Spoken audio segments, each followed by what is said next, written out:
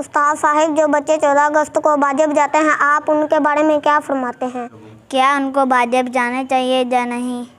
उस्ताद साहिब, इस हवाले से हमें गाइड करें। माशाल्लाह, आपने बहुत अच्छा सवाल किया है। इस हवाले से हमें पता भी होना चाहिए।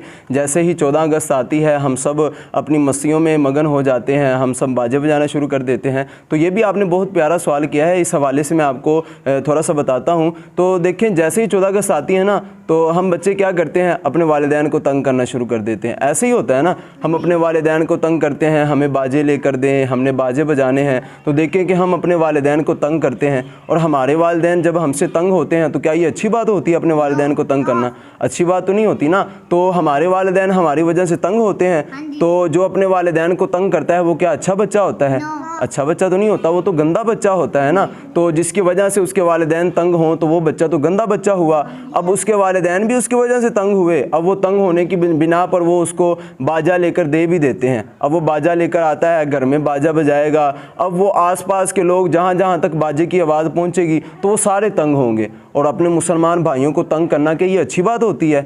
नहीं अच्छी बात होती ना। जो अपने मुसलमानों को तंग करता है, वो तो गुनाह का काम करता है। तो हमने अपने मुसलमान भाइयों को तंग भी नहीं करना। देखेंगे, अब आप सोचेंगे कि हम तो छोटी उम्र में हैं उस्ताद साहब, हमें तो गुनाह नहीं मिलता। जो नाबालिग बच्चा होता है उसको तो गुनाह नहीं मिलता, तो आप कैसे कह सकते हैं जी हमें गुनाह मिलेगा?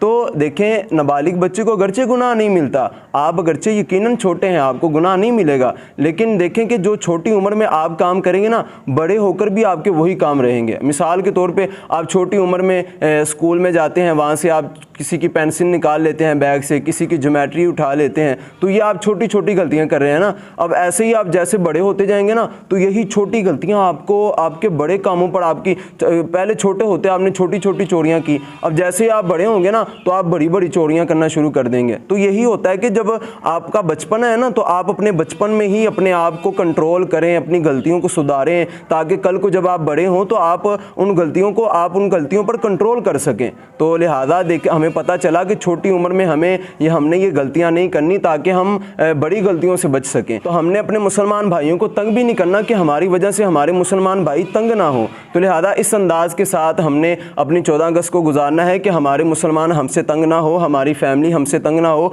और अगली बात ये भी बात बहुत ज़रूरी है कि बाजा बजाना कोई सवाब का काम तो नहीं है। बाजा बजाना ये म्यूज़िक होता है ना, तो म्यूज़िक हर तरह का ये गुनाह होता है। तो हर तरह के म्यूज़िक से भी हमने बचना है, ताकि हमें गुनाह ना मिले। तो इस अंदाज के साथ जो 14 अगस्त का दिन होता है, ये हमारे लिए एक बहुत अच्छा दिन है। हदीस मुबारका में भी है ना कि हुब्बुल वतनी मिनल ईमान, के अपने वतन से मोहब्बत करना ये ईमान के हिस्से में से है। तो हमने अपने वतन से मोहब्बत करनी है। तो इसका ये मतलब तो नहीं है कि हम बाजे बजाकर अपने वतन से मोहब्बत का इजहार करें, हम अपनी बाइक का सिलेंसर खोल कर जो है बाइक बजाएं और ये हमारी वतन से मोहब्बत का इजहार हो रहा है। तो यकीनन ये नहीं है। तो मैं अपने नाज़रीन से भी यही कहूँगा कि अगर आपने 14 अगस्त मनानी है, अगर आप 14 अगस्त के महीने में भी अगर आप इस महीने को अगर आप सेलिब्रेट करना चाहते हैं तो ज़रूर करें। यह महीना हमारे लिए एक बहुत खुशखबरी का दिन है, क्योंकि इस महीने में हमें अपने वतन अजीज़, हमें ये वतन अजीज़ जैसी हमें नेमत मिली। और ये वतन अजीज़ हमारे लिए कोई छोटी नेमत नहीं है। ये वो वतन है कि जिसमें हम खुलेआम अल्लाह तबारक व तआला की इबादत कर सकते हैं, नमाज़ें पढ़ सकते हैं, और इस वतन में हमें कोई रोक टोक भी नहीं है। तो ये वतन हमारे लिए अल्लाह तबारक व तआला की बहुत बड़ी नेमत है। और हमारे आबाओ अजदाद ने पता नहीं कितनी कुर्बानियाँ करके इस वतन अजीज़ को हासिल किया। अल्लाह तबारक व तआला हमें 14 अगस्त का दिन हो या कोई भी दिन हो, अल्लाह तबारक व तआला हमें उस दिन को अच्छे तरीके के साथ गुजारने की तौफीक अता फरमाए। आमीन बिजाहि नबील अमीन। अस्सलामु अलैकुम व रहमतुल्लाह।